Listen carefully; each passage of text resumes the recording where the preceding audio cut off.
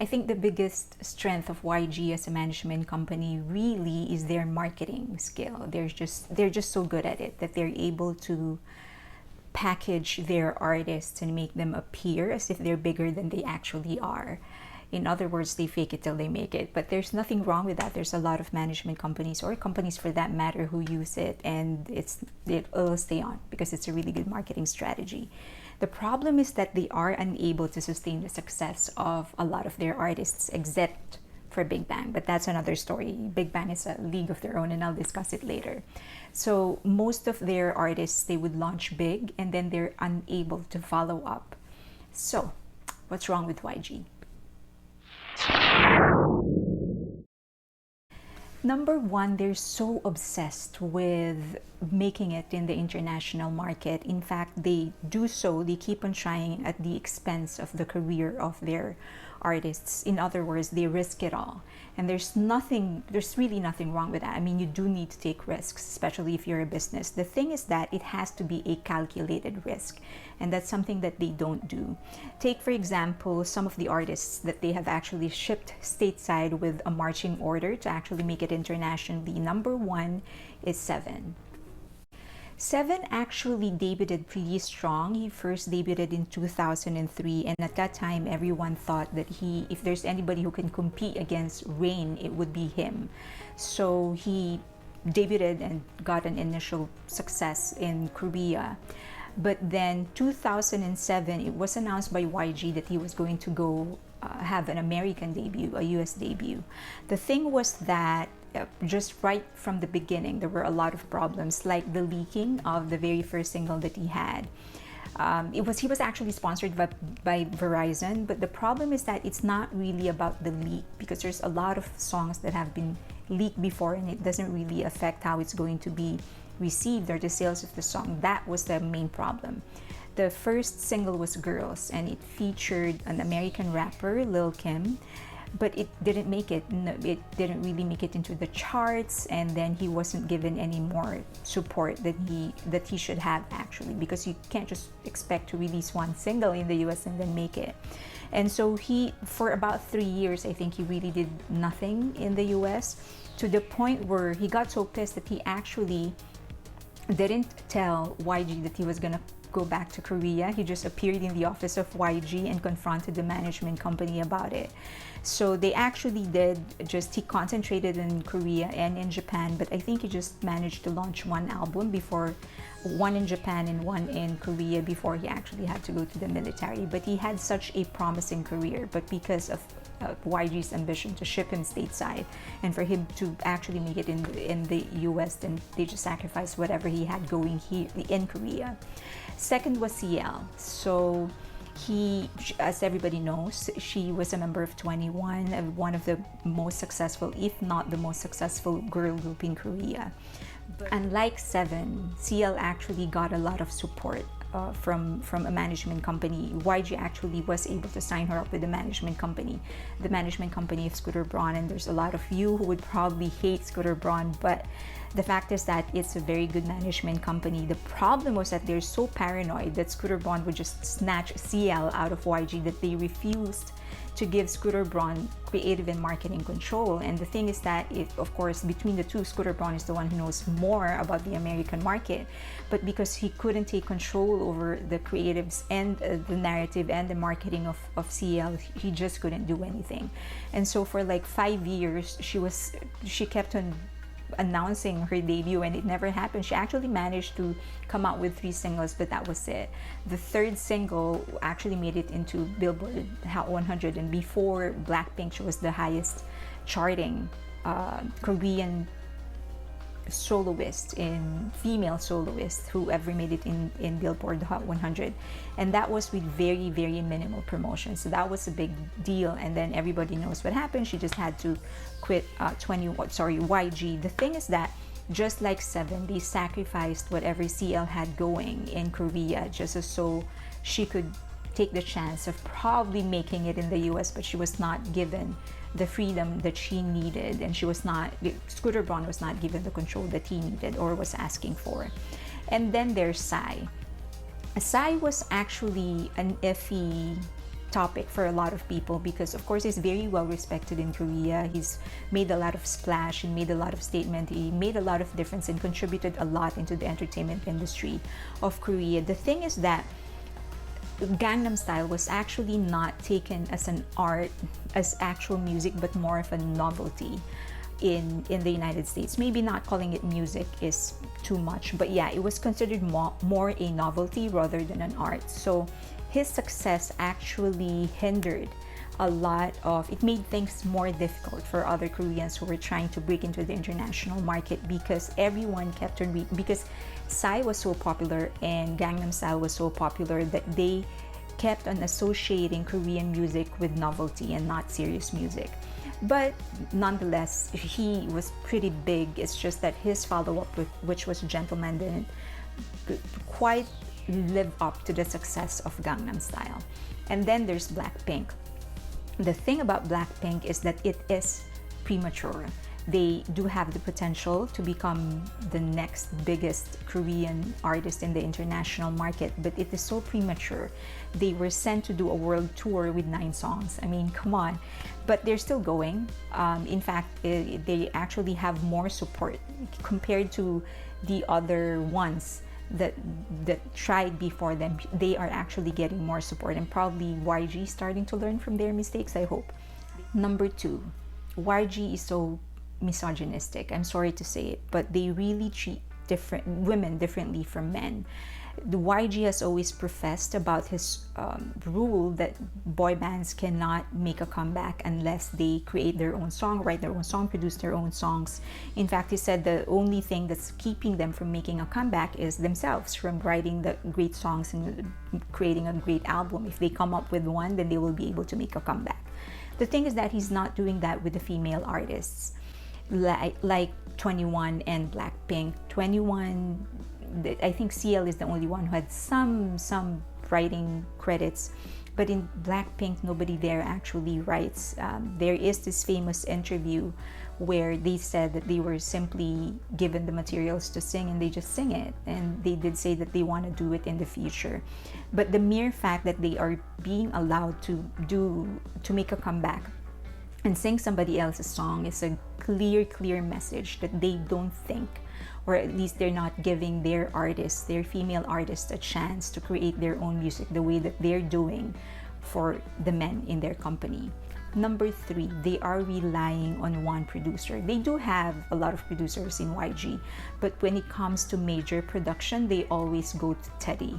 And I love Teddy. I know that he's a very good producer, he's a very good songwriter. The thing is that it's starting to sound the same.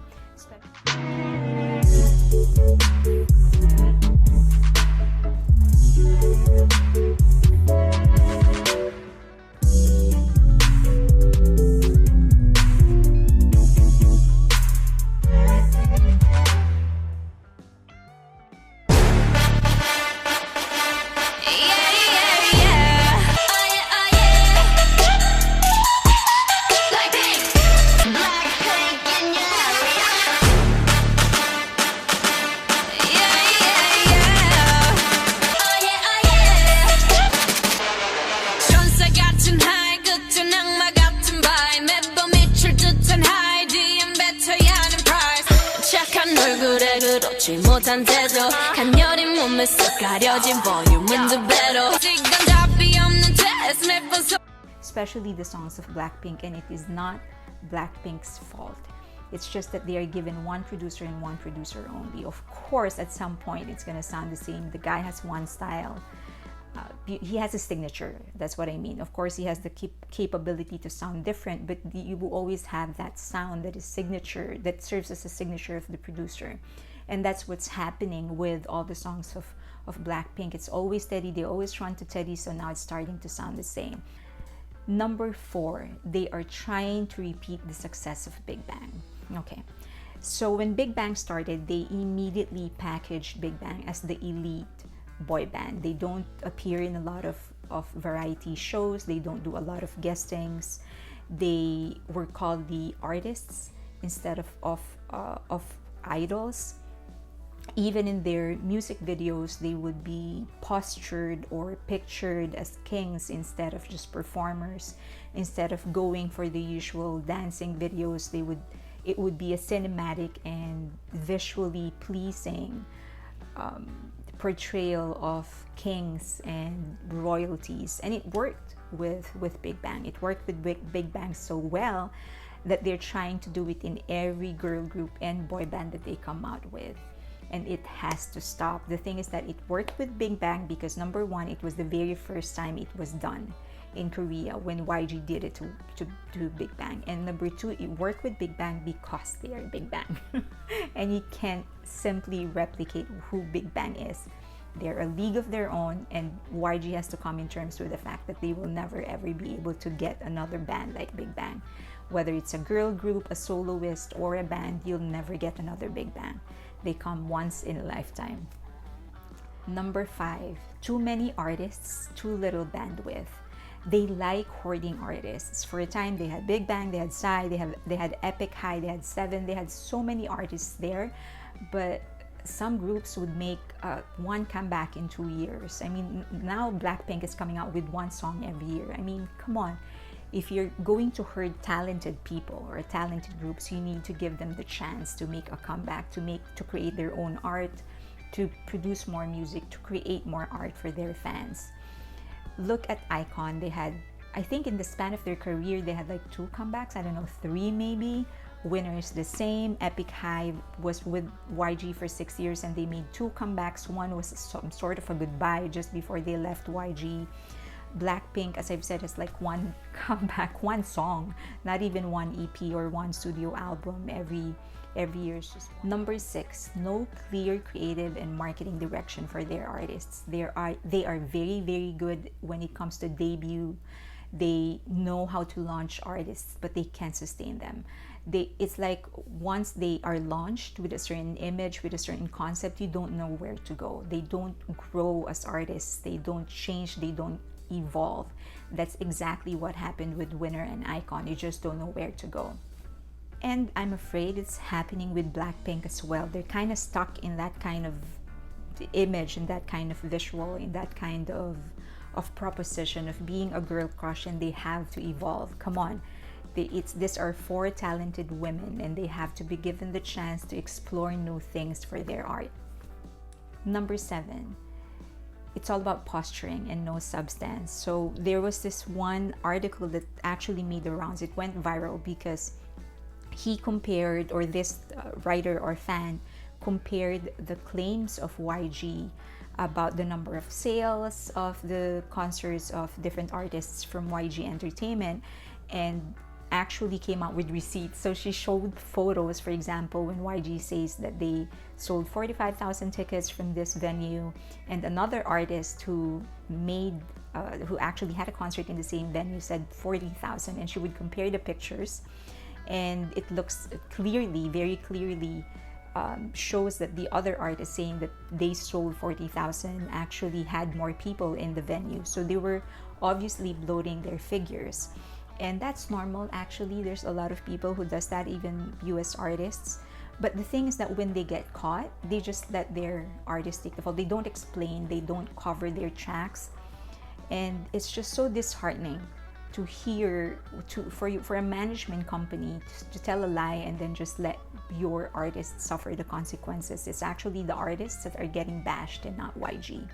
And it's not just about concert tickets or sales or whatever. It's also about how they would always harp on the creative freedom of their artists. For example, for Epic High, they actually created a label exclusively for Epic High. But Epic High actually never came out, except for 2 albums.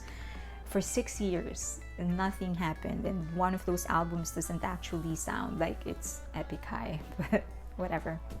Number 8. YG is sexist, and I don't even know if that's enough to describe him. He's just disrespectful. Aside from being sexist, as everybody knows, he would always, aside from not giving the female artists of YG a chance to create their own music, unlike the male talents in YG, he also famously kept on calling 21 ugly to their faces, and he would say it even when there are other people around. And man, I mean, is that the way to treat or motivate your artists? He would always say that YG talents are actually artists and not just idols. And yet he would always comment about how ugly they look. The thing is that number one, they're not ugly, and number two, that's simply not something that you would tell a woman. And if he can't behave himself decently and respectfully in such a simple situation, imagine how he behaves himself in more critical aspects of the business. Number 9, they don't fight for their artists, at least not enough. Blackpink is one of the most bashed and the most hated group in K-pop.